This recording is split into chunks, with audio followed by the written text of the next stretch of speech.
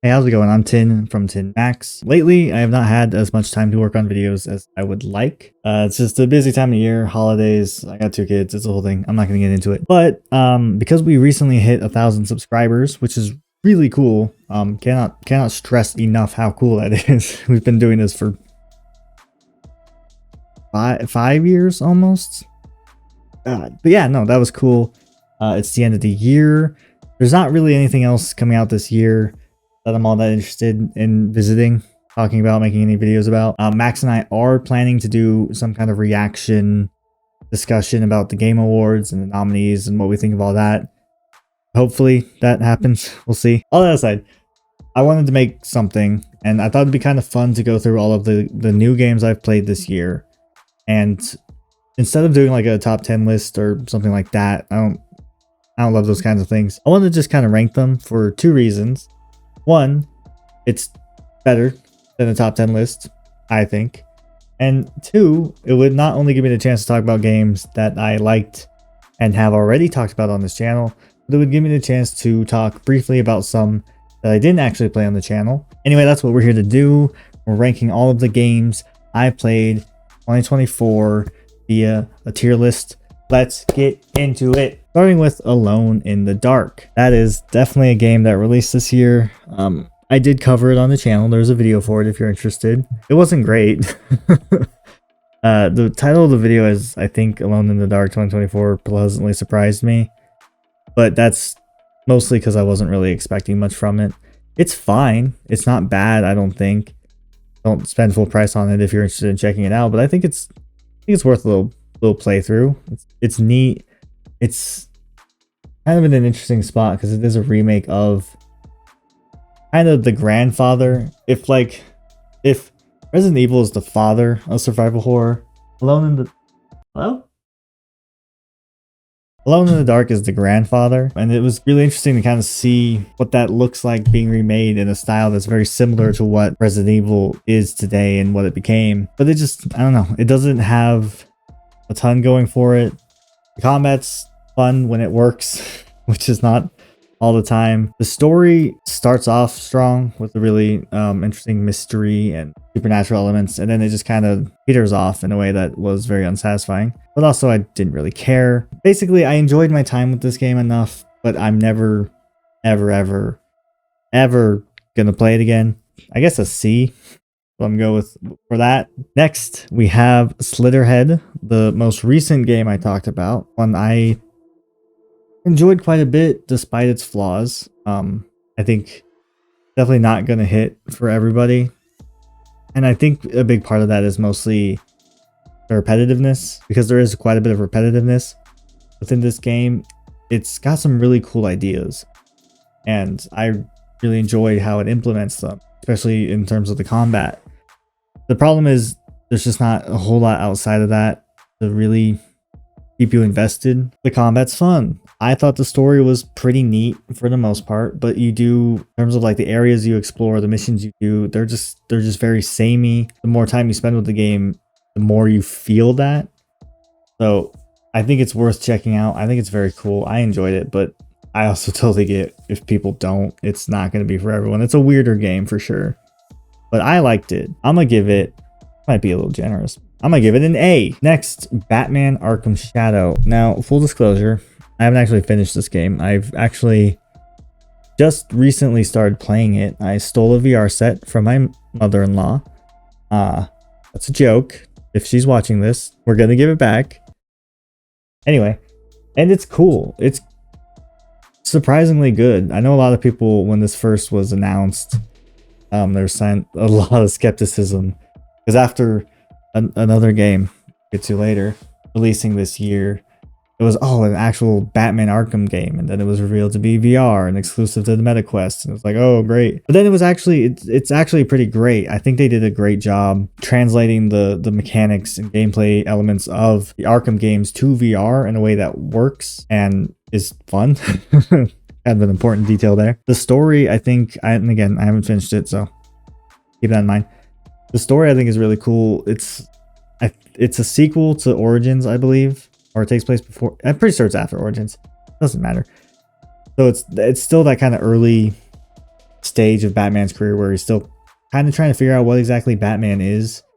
It's a really interesting time period for the Arkham Batman, and it's kind of nice to see more of how the Batman we see in Origins becomes the one we see in Asylum. And yeah, I like it quite a bit. I'm gonna put an A, again, keeping in mind I haven't finished it. Next we have Star Wars Battlefront 2 Classic Collection. Now, here's the thing.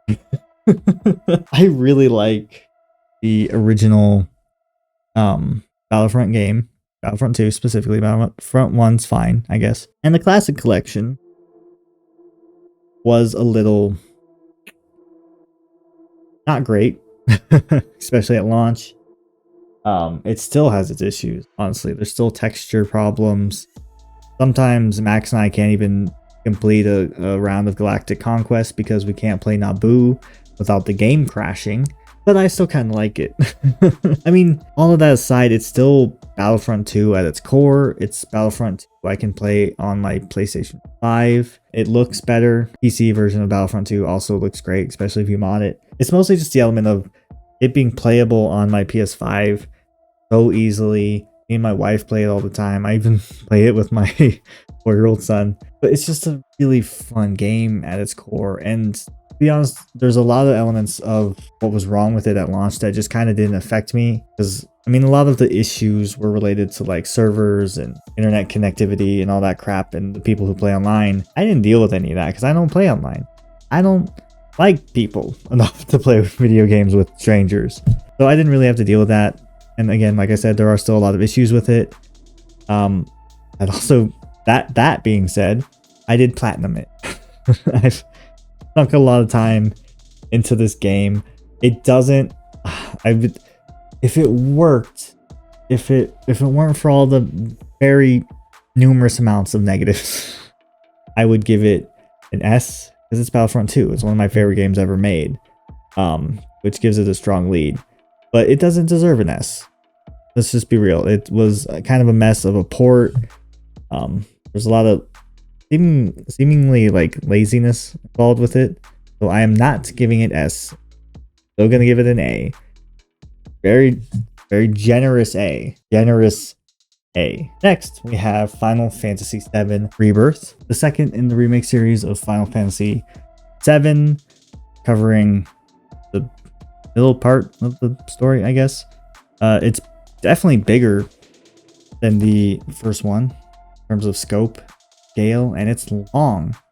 And there is a lot to do within the open world. It's kind of a very impressive open world, and I liked this game a lot. I like the first part of the remake a lot, and this builds on the combat and gameplay of that in cool ways. Not like massive leaps forward, I think, in terms of like combat and whatever, but the open world stuff was a lot of it, and it does kind of fall into the trap that a lot of open world games do, where eventually, because you have to fill the open world with so much different stuff, it does lean a little bit into being a bit repetitive. But I think for the most part it avoids that by making each area of the game, it's not one big open world, it's a bunch of smaller open world areas with their own mechanics and unique aspects to them, and I think that helps it stay spicy. That helps it stay fun and unique and interesting. The story's good. I think the ending is a little kind of like with the first one. It's a little because it's an ending, but it's not because it's a trilogy. I completely understand if people are kind of waiting until like we even know when the third one's coming out to touch this, because who knows? It could be a decade. But I liked it. I'm gonna give it an S. I think it's really good. Speaking of S's, this one is also an easy S. Metaphor. It's, I think, going down as my game of the year, which is great. I'm really happy with that because it was the game I was most excited about playing this year, and it delivered. It's a great accumulation of some of the best aspects of Atlus games over the years, poured into one game. It does do its own unique stuff. I really, really like the story and the world. It did not disappoint me by being all a dream. Thank God. And it's fun. It's an Atlus game. I've always vibed with Atlus turn-based combat. Metaphor is no different. The implementation of real-time combat was also really well done, I think. Not mind-blowing. It's not a FromSoft game, but it's fun and it serves its point. It serves its purpose within the gameplay loop. It serves its purpose within the gameplay loop well enough, and it's fun. The game's fun. It's, I think, more newcomer friendly than even like Persona 5, which is saying something. And at the same time, I think there's a lot to get out of it as long-term Atlus fans. I think it's just a really well-made game. It does have its downsides. I've seen people complain about grind, which is kind of insane to me, because I thought the grind of this was way better than like any Persona game. But yeah, no, it's the game I was most excited for, and it delivered, so it's an S. Also, it's an S anyway. I really enjoyed it. Speaking of Atlus, which I was, The Vengeance is, this is kind of hard. I don't want to oversaturate S rank. So I'm gonna put it as a very high A. But it's gonna be, it's technically teetering the line. All right. And I'll justify putting an A instead of S, because we already got 5 a couple years ago. I mean, don't get me wrong, it's definitely bigger and better, like I say in my review of the game, but it is also the game we already got. There's the whole issue and discussion to be made about Atlus and their tendency to re-release games with full price new versions, but whatever, I'm not going to talk about that. I like Vengeance. It's fun. It proves upon SMT5 what it was originally, the vanilla version, so much in so many different ways, and it's great. SMT5 was already really fun. I already really liked SMT5. It was like my second SMT game ever, but this is a great re-release of it. It's one of the better re-releases from Atlus, I think, in terms of how much it adds to the game and how much it changes to improve and transform the overall experience, and it's good. That's gonna be a theme with I played a lot of good games this year, Vengeance being one of them. This next game not being one of them. Outlaws. Look, full disclosure, I didn't buy this game. I got it for free when I got my new gaming computer because of some promotion or whatever, so I didn't play it for free. Or I didn't buy it. I did play it for free. I'm gonna put it in D. It's just. I mean, it's like the first, or it's being touted as one of the first fully open world Star Wars games, and it's just kind of fine. I know that they're doing a lot now to kind of update and fix it and whatever, but like fixing a game, you could have just released a good game in the first place. And I think my biggest criticism for it was also my biggest like skepticism towards it was balanced, is that it's an Ubisoft open world game with a Star Wars skin slapped over it. And that's not interesting to me. I haven't played an Assassin's Creed game since like the pirate one, whatever one that was. And yeah, just kind of those bland open world games just aren't interesting to me. They very often fail to hold my attention. This one, I made it a few hours in, but maybe it gets better. I wouldn't know. It wasn't good enough for me to get to that part. Maybe I'll try it again. They're finished kind of fixing it or whatever, but for now it was just very mediocre when I feel like it should have been a lot better. But hey, I guess that's a lot of what Star Wars is these days, right? Yeah, look, I like Persona 3 a lot, and Reload is just gameplay wise, be completely clear, is better. The way they handled Tartarus, the changes to that, the addition of Baton Pass or Shift or whatever it's called in this one, great. It makes the most terribly aged element of Persona 3 better. It fixes it. The gameplay is so much more fun here than it is in the original. I think the story, since it is the main story at least, is identical to the original. I think the story is still really good. I do think it does a better job with some of the added elements and scenes, making you care about characters, the squad mates, whatever they're called in this game. And I really like that because I wanted to feel more of a connection with them than I think I ever did playing OG Persona. And Reload kind of adds a lot of personality in that department. And I think the biggest mark against it for me is some of the aesthetics and visuals, while technically better, aren't as unique or kind of distinctive as the original. It feels a little blander in comparison, a little bit more sanitized. Sanitized. That seems like a good word. Yeah, no, I liked it. I platinumed that too, like immediately after getting it. The Answer DLC was a little bit kind of whatever, but the base game is good enough, and even then, the Answer isn't bad. It's just that one probably could have done with a little bit more fixing. Anyway, next we have Silent Hill 2, Two Hill 2 Furious. It's not a B. I liked it a lot. I'll put it above Slitherhead. Change my mind. Silent Hill 2. I played it for the first time just last year. Made a video on it that I think has a great title that nobody appreciates. And the remakes, it's fun. It's good. I really wasn't expecting a lot from it. I did not have high hopes for it. I thought it would be kind of mediocre at best, and I was incorrect. It's fun. It's good. I think like with all remakes, there's obviously like elements from the original that like a remake is just going to lose out on by very nature of being a remake and being made however many years after the original. Just like with Reload, maybe there's probably some like aesthetic differences and stuff that just don't translate as well to the modern hardware. It does look better. It looks great, honestly. It was fun, and it was, I think, pretty faithful to the original. I'm not a diehard Silent Hill fan, so I don't, maybe I'm wrong. I don't know. I don't care. Seems like most Silent Hill fans are just happy to have a good game. It's good. I liked it. I'm not gonna keep talking about it. Next, second to last, have Stella Blad. I'll put it above Dark. It's fine.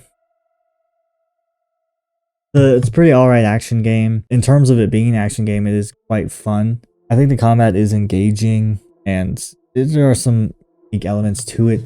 I just don't think it really has much going for it outside of the combat and the Souls-likeness of it. Story is boring. Eve, the main character here, boring. She has the personality of a can of paint, and the rest of the characters aren't much better. I can't tell you any of their names. And even then, like the gameplay, it was fun and I liked it until I just kind of had enough. Like I didn't finish it because I didn't really want to. I didn't really feel the need to. Story hadn't engaged me, and by the point that I quit, which was several hours, and I think it was over halfway through the game, probably. I don't know. I don't know. I didn't feel like there was anything more for me to get out of it, so I stopped playing it. Not as good as some people were saying it was, not as bad as other people were saying it was. The definition of mid. Last game we have here, Suicide Squad. Kill my hopes for a good Arkham sequel. Oh, Arkham Shadow. I don't know, like, what else? What else is there to say about this game that hasn't already been said? In fact, Max and I were actually at one point going to make a video about this game because he bought it, tricked him into buying it. We played through the whole main story, and honestly, we were kind of having fun at first. And like mechanically, I think it's pretty sound in terms of like the combat and like the open world elements of it. It's a Rocksteady game in that like the open world is, I think, very well crafted, and as a DC fan, it was really fun to explore and see some of that. The problem is, it was very obvious very quickly into the game that the very few missions that you played within the first hour or two were going to be what you spent all of your time doing. And the combat just wasn't fun enough to make that worth it. And I don't care like about the looter shooter genre like at all. I don't want to spam the same missions over and over again to get like a slightly different gun with a slightly different ammo type that is slightly better against a certain specific type of enemy. I don't care about any of that. Their Joker is terrible. He looks terrible. I hate it. Kill it with fire. There's elements of the story I like, elements that I'm pretty indifferent to, and elements I hate. I honestly didn't really have a problem with Harley killing Batman. Mostly because I knew they weren't dead. They were never going to be dead. Let's be real. I don't care that Harley killed Batman. I think it's fine. I think there's actually some interesting dynamics there, especially if it is the same Harley from the Arkham games, which that might be my biggest with her as a character in this game, that this is supposed to be the same Harley from the Arkham games, and there's just, I don't see how. Clearly, there's a lot of character development we don't see. I love the Arkham games, but Harley is one-dimensional in them. Like, she is a complete thin piece of paper of a character in those games. And take that and say that this new version that's very clearly the more modern kind of anti-hero Harley that we see in like the show and the Margot Robbie version, there's not that connection that makes me feel like it's the same character. And like, even as much as the game tries to remind you and convince you that it takes place in the Arkham series, does it? I know it does, but does it? It's this really bizarre mix of obviously connected but completely disconnected. And that's not to say that I have a problem with the DC universe going from the kind of more realistic, grounded Batman to the fantastical Brainiac alien crap that we get in the game. That's fine. That happens. That's what happened with the animated series in the 90s leading into the new adventures, and then Justice League, and then Justice League Unlimited. Like, there's room for that escalation. Problem is, we jump from Arkham Knight, which was kind of starting to seed in these elements of a wider DC universe with like the phone calls and the posters for Metropolis and whatever. And we went from that to this, and there was just nothing in between. And it's just very, I don't know, disjointed. Like I said, we were going to do a video for it. But by the time we actually got around to like finishing it and script writing, there just wasn't really anything to say about it. And at that point, we kind of just wanted to move on. No, it's bad, but also like it's kind of whatever at the same time. And it kind of sucks. I made what I think is a pretty killer thumbnail for it. It's on the screen now. Great. Never got to use it. I'm gonna show it here. You know what? Showing that justifies this whole video. All right. Well, look, that's my my tier list of the games, the new games I've played this year. Pretty sure this is all of them. Kind of sad that this is all of them. I wish I got to play more. I like games. I like playing games. I like talking about games. Main reason I do this channel. And once again, thanks for 1,000 subscribers. That's cool. I'm really happy that we got to that point. If there's any games you think I would like, please leave them in the comments. That's how I discovered one of my favorite games ever, which is the Digital Devil duology. That was recommended to me from a comment. I love those games. But yeah, recommend some stuff. If there's anything else this year that I missed that I should play, I know there's a ton. Elden Ring, that monkey game, whatever it's called, Astrobot. Wanted to play Astrobot, never played Astrobot. Yeah, let me know. Thanks for watching. I've been Tin from Tin Max, and I will see you in whatever we do next.